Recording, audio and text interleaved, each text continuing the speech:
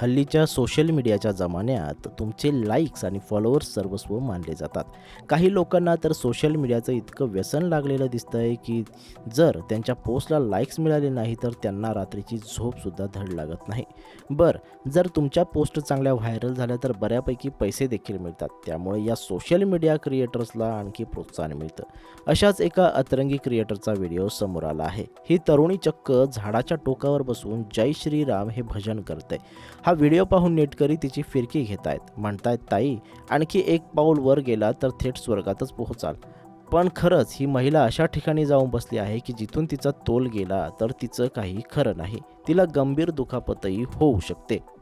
एक काळ होता जेव्हा मोठमोठे ऋषीमुनी देवाला प्रसन्न करण्यासाठी जंगलात जाऊन खडतर तपस्या करायचे आणि देवाकडून वर मागायचे.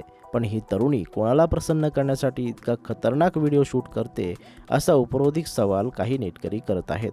अर्थातच हा व्हिडिओ तुम्ही देखील पहा. तुम्ही पाहू शकता ही तरुणी चक्क झाडाच्या टोकावर बसली आहे. ती फांदी देखील फारच कमकुवत दिसते. तिच्या वजनानं ती फांदी वाकली आहे. शिवाय आसपासचा प्रदेश पाहता हे व्हिडिओ शूट एखाद्या डोंगरावर केल्याची शक्यता आहे. त्यामुळे जर या तरुणीचा तोल गेला तर तिचं काहीच खरं नाहीये.